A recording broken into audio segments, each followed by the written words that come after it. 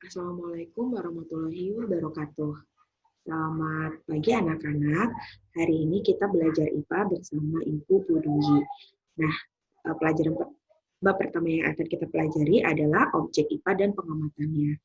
Di sini kamu akan belajar tentang apa aja sih yang akan kalian pelajari ketika kalian belajar ilmu pengetahuan alam.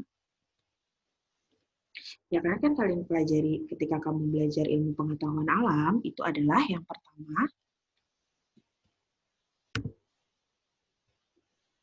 pertama adalah segala sesuatu yang ada di alam semesta, dari yang paling kecil hingga yang paling besar. Yang paling kecil contohnya adalah nih, atom. Atau dalam biologi biasanya ada virus dan bakteri. Sedangkan kalian juga akan belajar tentang makhluk hidup, baik itu hewan, tumbuhan, atau manusia. Nah, selain itu, kalian juga akan belajar tentang alam semesta kita, yaitu sistem tata surya.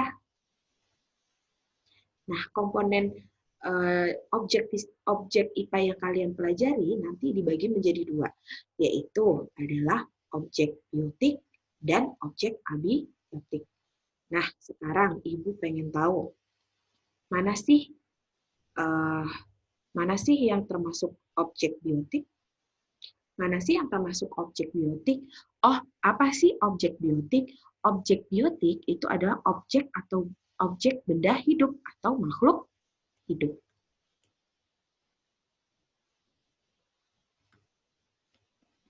Contohnya, di sini ada apa makhluk hidupnya? Ada ayam, ada manusia, ada anjing, ada sapi, ada keledai, ada tanaman. Itu adalah contohnya benda biotik. Sekarang kita cari benda abiotik ya. Apa sih benda abiotik? Benda abiotik itu adalah objek benda pada yang tak hidup. Nah, yang tak hidup berarti dia tidak melakukan yang tidak bergerak atau tidak melakukan ciri-ciri makhluk hidup. Contohnya adalah tanah, matahari, awan, dan udara. Nah, udara tidak terlihat ya di sini. Oke, selanjutnya ilmu IPA juga dibagi menjadi 3 cabang ilmu besar, yaitu fisika, kimia, biologi.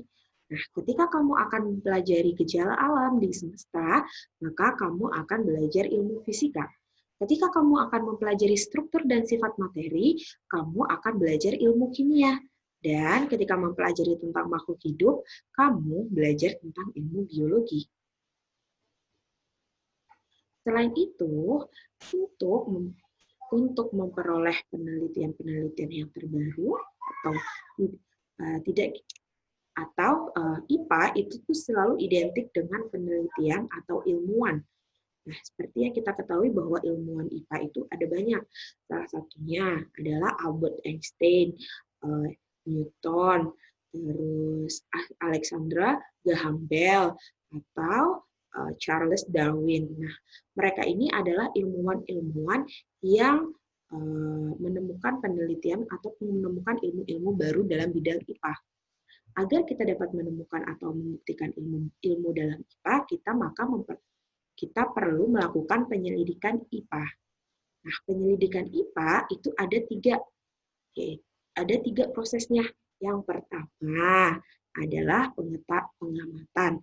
Yang kedua adalah membuat interferensi. Yang ketiga adalah mengkomunikasikan. Kita akan bahas satu-satu ya. Nah, yang pertama itu adalah pengamatan. Pengamatan ini adalah proses yang melibatkan panca indera kita. Kita lihat di sini, apa yang kamu amati? Yap, benar sekali, ada air yang mengalir dan ayam yang bergerak. Itu adalah kita menggunakan panca indera penglihatan. Mungkin nanti kalau di depan kamu ada air, kamu bisa merabanya dengan panca indera peraba. Atau ketika kamu berada di depan ayam, kamu bisa membaunya dengan panca indera pembau. Bagaimanakah ayam itu? Selanjutnya, setelah kamu melakukan pengamatan, kamu melakukan yang namanya membuat interferensi. Nah, di sini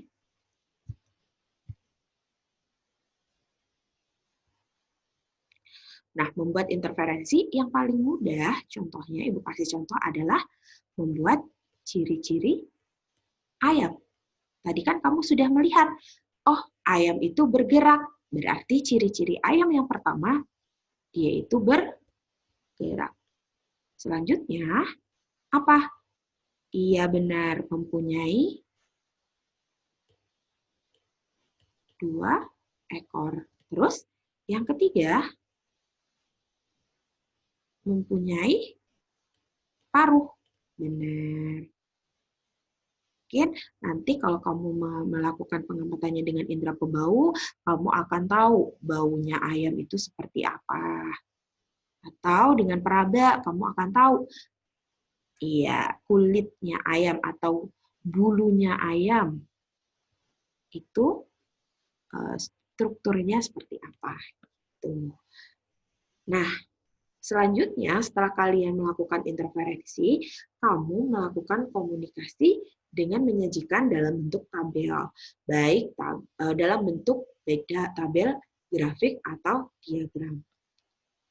Nah, ini adalah tugas kalian di rumah yang nanti kalian harus upload di Google Classroom. Yaitu apa? Mencari mencari 10 benda di sekitar kamu, baik benda biotik maupun abiotik. Ibu kasih contoh yang pertama adalah ayam. Nah, nanti kamu isi, apa sih ciri-cirinya ayam? Tadi bergerak. Terus apa lagi? Ia memiliki 2 ekor. Dan lain-lain. Nanti kamu cari yang lain ya. Nah, ayam itu apa? Termasuk benda objek apa? Objek biotik. Ibu tunggu, Ibu lanjutin, Ibu memberi kalian tugas untuk mencari 10 benda. Nanti diupload di Google Classroom. Nah, untuk melakukan penyelidikan ilmiah, salah satu caranya adalah dengan menggunakan metode ilmiah. Nah, metode ilmiah itu apa? Metode ilmiah itu adalah cara yang disusun secara sistematis untuk memecahkan suatu masalah dan menemukan pengetahuan baru. Nah, metode ilmiah sendiri ada beberapa tahapnya. Dan ingat ya, sistematis. Maksudnya apa sistematis? Sistematis itu adalah kamu kerjakan secara berurutan.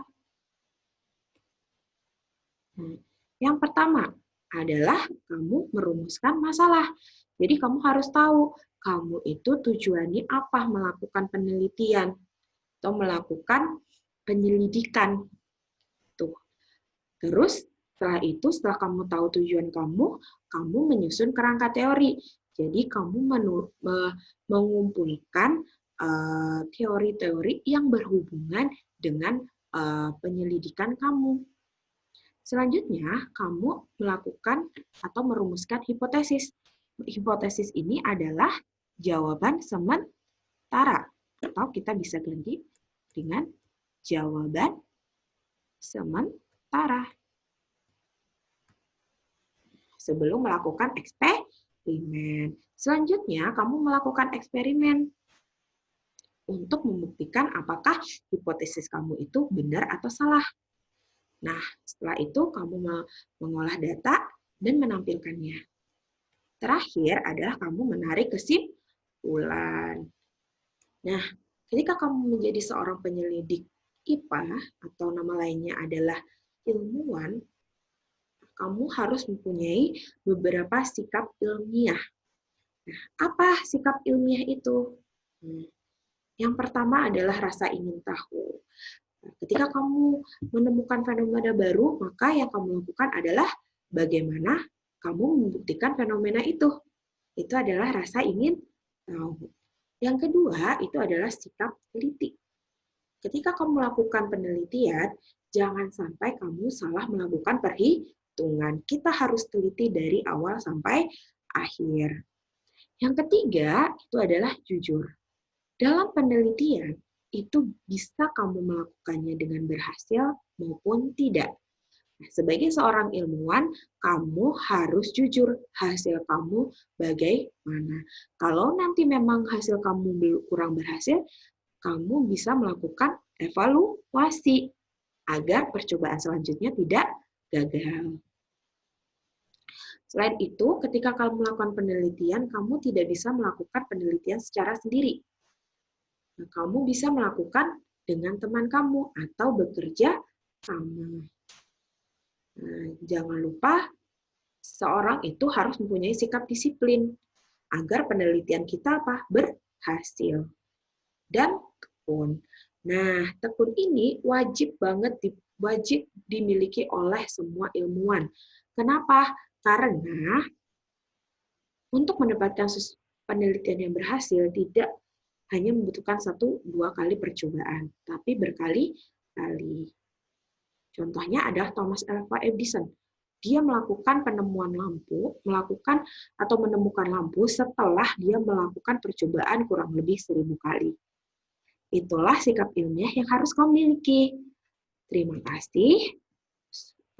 Jangan lupa dikerjakan tugasnya di Google Classroom. Assalamualaikum warahmatullahi wabarakatuh.